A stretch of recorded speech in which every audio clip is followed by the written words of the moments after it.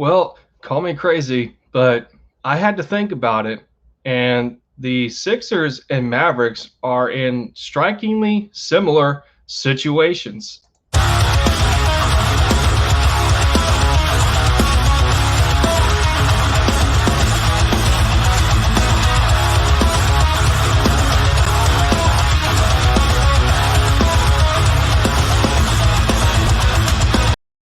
What is going on, everybody? Lindy End Zone back in the building for the touchdown, taking the lead for the Eagles one video at a time and dropping some buckets for my Dallas Mavericks. If you are new to this diversity of fandom and you love to bleed green and you're a Mavs fan for life, let me know down in the comments on what you think of some of my opinions for this sports content. Drop a like, help me out with the algorithm. Share the videos, get them out there for the rest of our fandom, and hit that subscribe button if you are new. I'd love to take you along for the ride and score some more tubs for the Eagles. But this is a different video for me, honestly. And, for how the NBA playoffs have been shaping out lately, it's I wouldn't say it's clear, but there are some telltale signs of similarities involving two franchises. And being, since I'm an Eagles fan, the Sixers are very connected, in the city of Philadelphia, obviously, and to a lot of Eagles fans that follow both teams. And me being a Mavericks fan, looking from afar sometimes. Like I said, there's some striking resemblances between the situations for both basketball teams.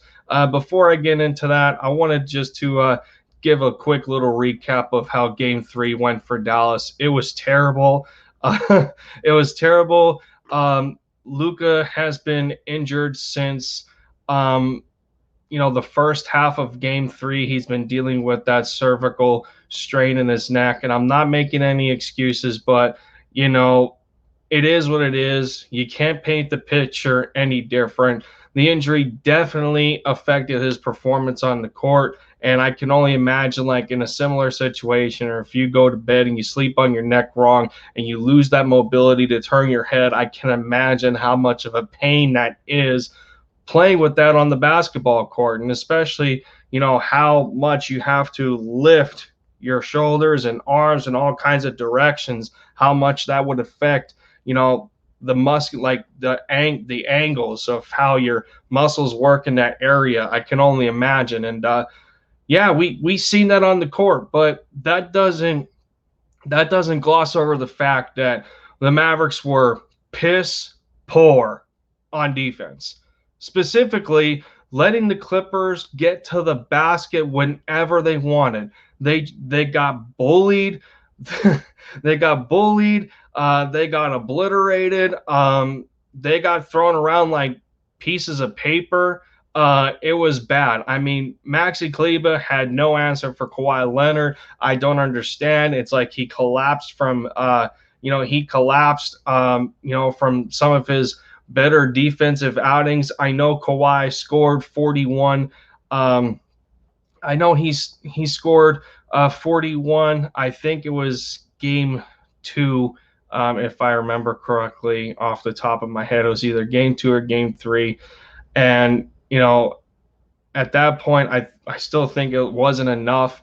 Outside, just outside of the fact of the poor defense, it's just, man, they got bullied. They definitely got bullied. And it's a shame on how poor the team shot from three-point range. I think they were only 5 of 30.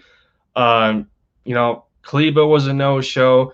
THJ, Tim Hardaway Jr. was a no-show. Finney Smith was a no-show. Players just did not shoot the ball very well. The really confusing and perplexing bench rotations that Rick Carlisle tried to bring in didn't make sense to me.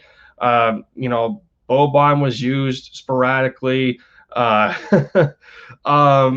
Dwight Powell only had 3 minutes. Cauley Stein, I think, had less than 10 minutes, around there. I just don't get it. And then we go to the side of the 76ers. a lot of similar things happened in their game against the Washington Wizards that they unfortunately weren't able to sweep in Game 4. Um, watching over YouTube some of the Eagles / Sixers content creators, and you know, listening to guys like DJ Eastwood and my man RB. Shout out to y'all too. Just watching you guys express your frustrations on that game, man, and I can only imagine. I was just as irritated with the blowout of the Mavericks. The Mavericks getting blown out by the Clippers. I was just as irritated because we didn't decide to play defense, and it got me to thinking. And I thought in the back of my mind, I'm like, well, wait a minute. These two teams are going through similar situations here. Luka's not 100%. You guys lose Embiid relatively early in that game. Who was stepping up? I had to ask the same thing in the Mavericks game. Who was I expecting to step up? I couldn't entirely rely on Porzingis because he just hasn't been that guy since before his injury in New York. And you guys have been asking the same thing or have become complacent on who Ben Simmons is as a player when Embiid leaves the floor. How you guys say that you feel that the Sixers are nothing without Joel Embiid. I say the same thing for the Mavericks. The Mavericks are nothing without Luka Doncic. And it's pretty scary to say, especially that, Porzingis is, in some people's eyes, he's a unicorn. And I think at one point the question was brought on in a similar way for Ben Simmons, a guy at 6'10" to have the athleticism that he does, former first-round pick. He can drive it with the best of them. Very good ball handling, good gifted passer. But it's just that he chooses not to attempt to shoot. And I ask a similar thing about Porzingis in a different circumstance. Why does he choose to stay away from the paint in the low post more than, or like, you guys get what I'm saying? Porzingis is very he likes to roam the perimeter and shoot threes more often times than being down in the paint where he should be as a 7'3" center. I get it. He's in the mold of somewhat of a stretch big that can put the ball on the floor sometimes, not to the means of Anthony Davis type, but he can dribble a little bit here and there, and he can take you off the dribble and sometimes out of spin move. And but anytime he really does that, it's just he doesn't have the power or the girth behind him to take somebody to the basket. He's usually stopped in the low post of the paint and does this little goofy nonsense fadeaway. Anytime he gets close, he chooses to fade away instead of trying to come in and get closer, and get closer to the backboard and throw up a layup or something. Use your wingspan, man.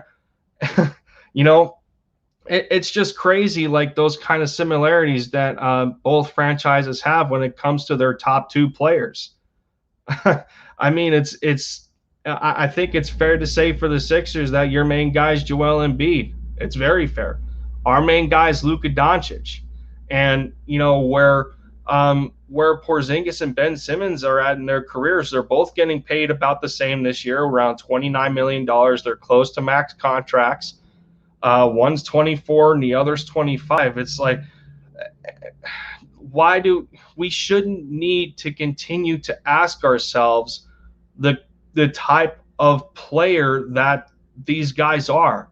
We shouldn't be at that spot, in their careers. They should already be established based on their talent level. I don't know what it is. I don't know what it is with Ben Simmons because I'm not necessarily a Sixers fan, but I understand the frustrations in the matter of him choosing not to shoot the ball. Do you guys that's like, that's like giving a guy like Draymond Green max money when I don't know, man. I don't know. It's very perplexing. And then to see the way Doc Rivers defend him, it's like, no, you can't have that kind of an enabler in a veteran head coach like that. You can't have it. I just don't get it. And then on the side of Porzingis, I wish he was more aggressive than he is. You know, it's crazy what we're going through right now because we should have that dependable number two for both of our star players, and it's become very detrimental at this point, especially in the playoffs when both teams are trying to make statements. We're both chasing similar histories. Uh, I mean, it's 2011 for us, and it's 2001 for you guys. I just I wanted to touch on that. I wanted to touch on that a little bit because it was very intriguing to me, and after thinking about it a little bit, it's crazy how the stars align in some cases. But although most Sixers fans are gonna definitely say that the Sixers are better off than Dallas, and while that may be true, um, man, it's we gotta figure out. We both have to figure out who we have in our number two guys. Um, you know, I I find it hard to believe that Sixers fans are going to continue to be complacent with the type of player that Ben Simmons is because to me, there's no excuse for him not wanting to develop a jump shot because that could very well push him into top 10 category of NBA players. And even if he's just outside the top 10, he can be number 11. And, that would drive me wild. Same goes, same goes for Porzingis. He's really limiting himself right now. And I continue to feel that he's just too afraid of getting hurt again. And some sometimes you got to take those chances, especially in these kind of pivotal moments when it comes to the playoffs. It's a very it's a very crappy question that we have to ask ourselves in these terms. Who's that guy that's going to carry the load when our superstar franchise player is not 100% or he goes down early? I can't answer that for my Mavs, and I don't know if you guys can answer that for your Sixers. It's crazy, situations are pretty similar to me.